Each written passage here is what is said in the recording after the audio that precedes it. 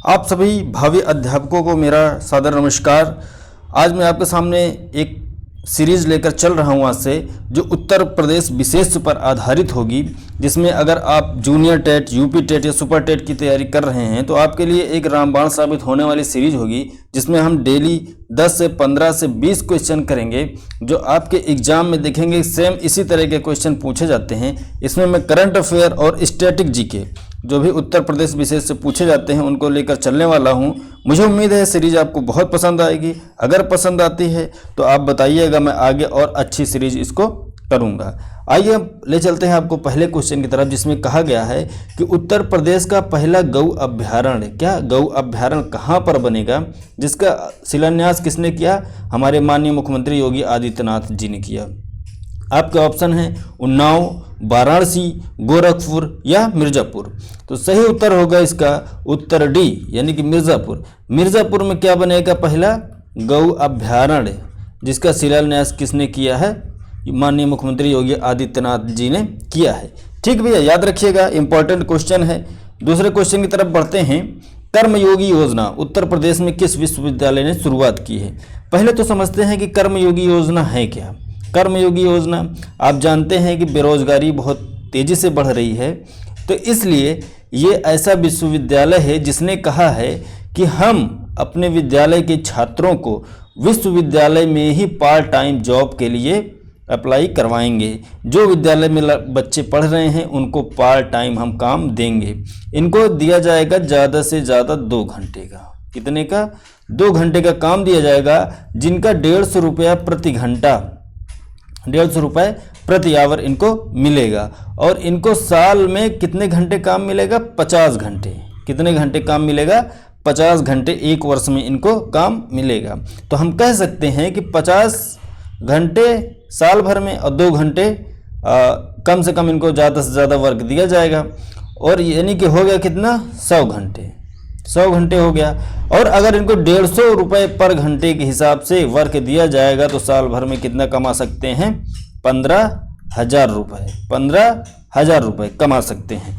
तो ये योजना शुरू की है अलीगढ़ मुस्लिम विश्वविद्यालय, बनारस हिंदू विश्वविद्यालय या चौधरी चरण सिंह विश्वविद्यालय या लखनऊ विश्वविद्यालय।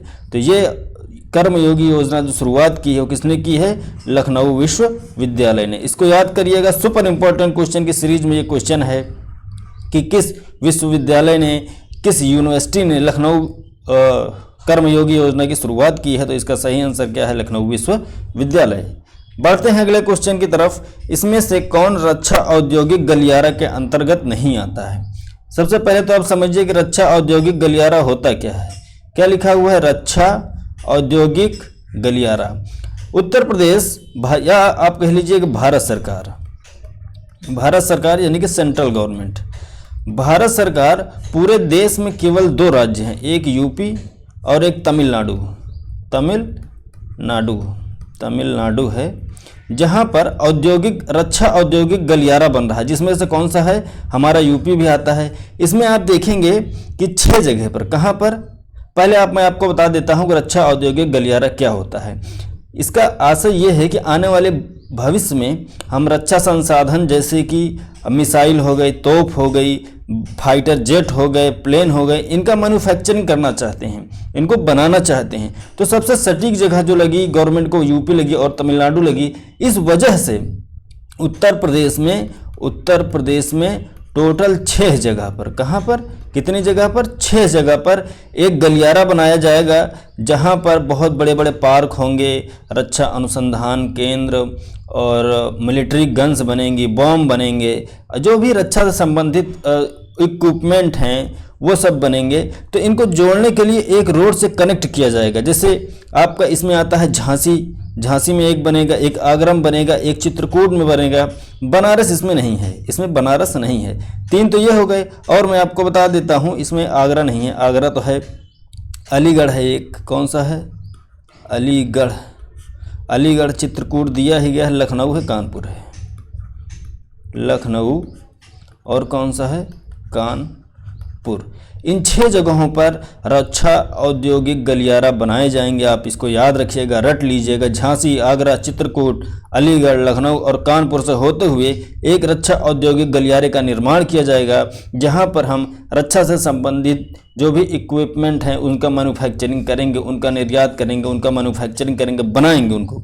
तो इसको याद रखिएगा। सुपर इंपॉर्टेंट क्वेश्चन की सीरीज में ये क्वेश्चन है, तो इसमें सही उत्तर क्या हो जाएगा? उत्तर डी। बढ़ते हैं अगले क्वेश्चन की तरफ। 24वां हुनर हाट का आयोजन कहाँ पर किया गया?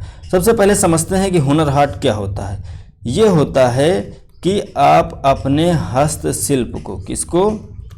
हस्तशिल्प को प्रदर्शित कर सकते हैं। क्या कर सकते हैं?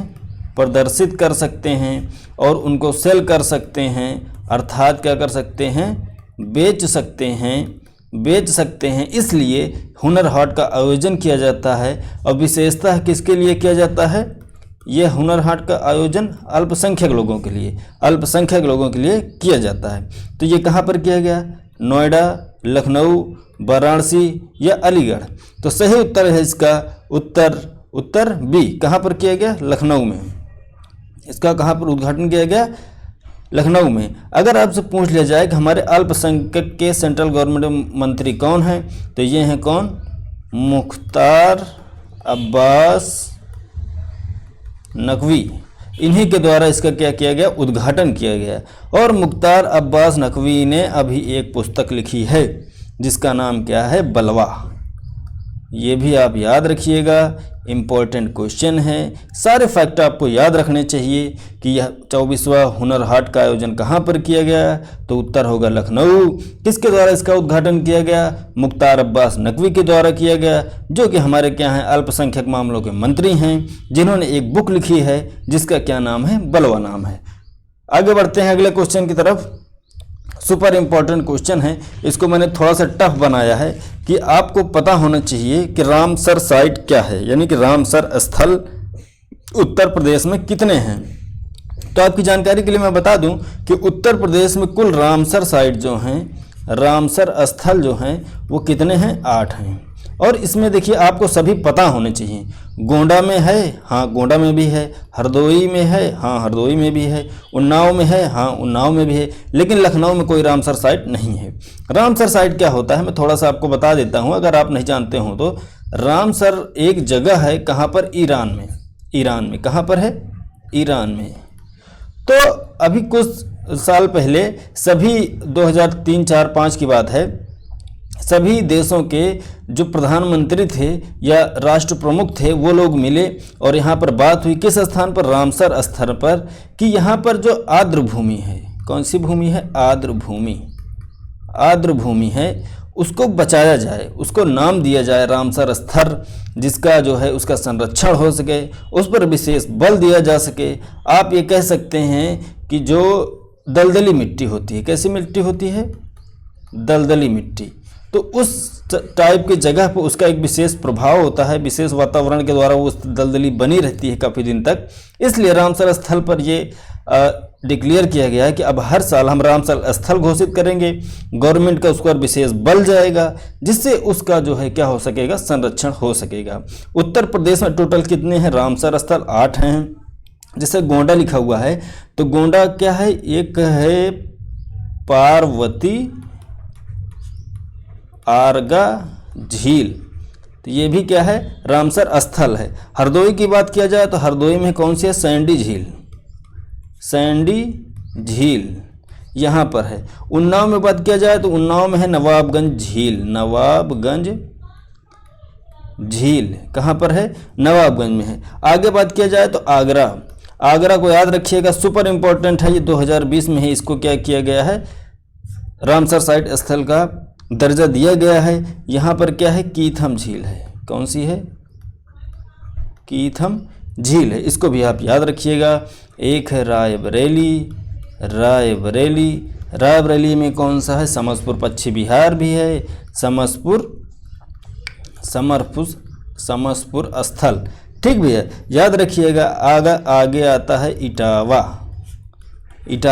इटावा में कौन सा है? सरसई नवार झील, नवार झील। फिर एक कितने हो गए, 1 2 3 4 5 6 हो गए। और फिर आता है कौन सा, सातवां आता है मैनपुरी। हाँ, मैनपुरी में हो गया एक। आप भी याद करेंगे तो याद हो जाएगा। मैनपुरी में कौन सा है, समन झील है। कौन सी है, समन झील। तो इसको आप याद रखिएगा। कितने हुए, 7 ही हुए। एक है ये कौन सा, गंगा वाला स्थान है ना, जो गंगा नदी का इलाका है। कहाँ से है ये है ब्रज घाट से नरौरा जो आर्द्र भूमि है उसको कहा, सबसे पहले इसी को दिया गया था उत्तर प्रदेश में 2005 में। 2005 में सबसे पहले ब्रज घाट से लेकर नरौरा तक जो है, नरौरा आप कह सकते हैं, वहाँ तक की जगह को रामसर स्थल घोषित किया गया।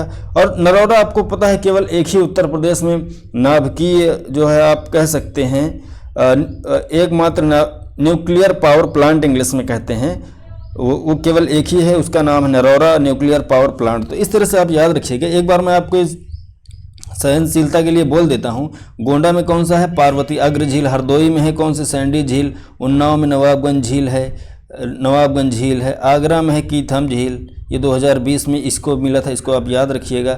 रायबरेली में समसपुर स्थल है, समसपुर झील है। इटावा में सरसई नवार झील है। मैनपुरी में समन झील है। और 7वां है ब्रजघाट से नरौरा, 2005 में इसको दिया गया था रामसर साइट का स्थल। याद रखिएगा, सुपर इंपॉर्टेंट है। आपको एग्जाम में ऐसे ही आपको फंसा देगा और आप क्वेश्चन कर नहीं पाएंगे। अगर आप पढ़े हैं तो आप याद रखिएगा कि आप कर सकते हैं, क्योंकि आपका सिलेक्शन यहाँ पर इससे नहीं होना है कि आपका 100 नंबर है कि 120 नंबर है।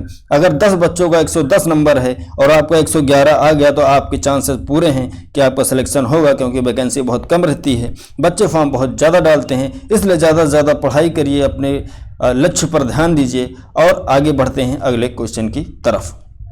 उत्तर प्रदेश सरकार ने स्वरोजगार अपने आप खुद से आप रोजगार लगाइए, उद्यमी बनिए, इसको बढ़ावा देने के लिए एक मोबाइल ऐप लॉन्च किया है, जिसका नाम क्या है? आपके ऑप्शन है प्रवासी राहत मित्र है, या यू राइज है, या उद्यम सारथी है, या रोजगार सेतु है। तो आप जान चुके होंगे इसका सही उत्तर क्या है। उत्तर है इसका उत्तर सी, उद्यम सारथी। उद्यम सारथी में क्या है कि गवर्नमेंट ने ऐसा प्लान बनाया है कि जो भी अपना खुद का रोजगार करना चाहता है उसके लिए ये ऐप लॉन्च किया गया है। प्रवासी राहत मित्र क्या है, जो प्रवासी लोग थे जो बाहर काम करते थे, उनको क्या देने के लिए, रोजगार देने के लिए ये ऐप लॉन्च किया गया था। तो ये भी आप याद रखिएगा। सही उत्तर क्या है इसका, उत्तर सी। अगले बढ़ते हैं। अब आ गया यहाँ से स्टैटिक क्वेश्चन। कैसा आ गया, स्टैटिक क्वेश्चन। देखिए सिंपल सा पहला क्वेश्चन है, आसान सा क्वेश्चन है। आप बता देंगे कि लट्ठमार होली कहाँ मनाई जाती है। लट्ठमार होली कहाँ मनाई जाती है, तो ये मनाई जाती है कहाँ पर, बरसाना में। सही उत्तर क्या है इसका, बरसाना। यहाँ पर लट्ठमार होली मनाई जाती है। बढ़ते हैं अगले क्वेश्चन की तरफ। कह रहा है कि उत्तर प्रदेश का प्रथम मुक्त विश्वविद्यालय कहाँ पर स्थापित किया गया। बताइए भैया, प्रथम जो है मुक्त विश्वविद्यालय कहाँ पर स्थापित किया गया था। तो इसका सही उत्तर होगा उत्तर सी, आगरा में।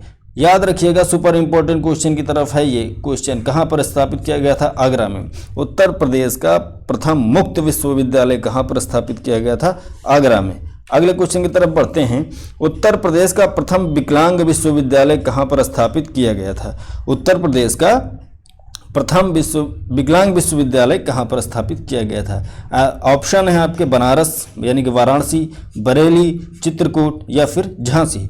सही उत्तर है इसका उत्तर सी यानी कि चित्रकूट। चित्रकूट में क्या किया गया था, पहला विकलांग विश्वविद्यालय स्थापित किया गया था उत्तर प्रदेश का। ये आप याद रखिएगा, अपने नोट डाउन कॉपी में जो है नोट्स में नोट करिए चलिएगा।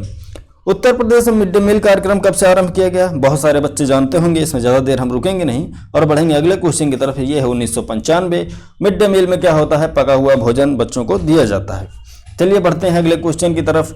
देखिए सुपर इंपॉर्टेंट क्वेश्चन है, ये भी बहुत बार पूछा गया है, आगे भी पूछा जा सकता है कि पूर्ण रूप से हिंदी का समाचार, जो पूर्ण रूप से किसमें था, हिंदी का था, जिसका नाम क्या था, उद्दंड मार्तंड 1826 में कलकत्ता से जो है प्रकाशित होता था। और इसमें जो संपादक थे वो कहाँ के थे, कानपुर के थे। इन्हीं के संपादकत्व में प्रकाशित किया जाता था। तो आपसे पूछा गया है कि इसके संपादक कौन थे, इसका नाम क्या है। 3-4 क्वेश्चन यहाँ से देखिए सीधे सीधे बनता है कि आपसे सीधे पूछेगा कि पहला समाचार पत्र जो हिंदी में था जिसका क्या नाम था, तो आप बताएंगे उद्दंड मार्तंड था। किस सन में ये पब्लिश किया गया यानी कि प्रकाशित किया गया, तो 1826 में आप बताएंगे। कहाँ से प्रकाशित किया जाता था, तो ये प्रकाशित किया जाता था कलकत्ता से। और इसके संपादक कहाँ के थे, तो आप बताएंगे कानपुर में। अगर संपादक का नाम पूछ लिया जाए तो नाम था इनका ऑप्शन सी, कौन सा, पंडित जुगल किशोर मिश्रा जी। पंडित जुगल किशोर मिश्रा जी इसके संपादक थे। इन्हीं के संपादकित्व में ये जो प्रकाशित होता था, तो इसको आप याद रख सकते हैं। उम्मीद है कि आपको क्वेश्चन काफ़ी पसंद आए होंगे। बढ़ते हैं अगले क्वेश्चन की तरफ। संगीत शिक्षा प्रदान करने हेतु, संगीत शिक्षा प्रदान करने के लिए उत्तर प्रदेश में प्रथम संगीत महाविश्वविद्यालय कहाँ पर स्थापित किया गया, बताइएगा। आपका ऑप्शन है प्रयाग संगीत समिति प्रयागराज, भारत कला भवन बनारस, या भारत खंडे हिंदुस्तानी संगीत महाविद्यालय लखनऊ, या फिर इनमें से कोई नहीं। बताइए कि संगीत शिक्षा जो है प्रदान करने हेतु उत्तर प्रदेश में प्रथम संगीत महाविद्यालय कौन सा है, तो इसका सही उत्तर है उत्तर सी, यानी कि भारत खंडे हिंदुस्तानी संगीत महाविद्यालय।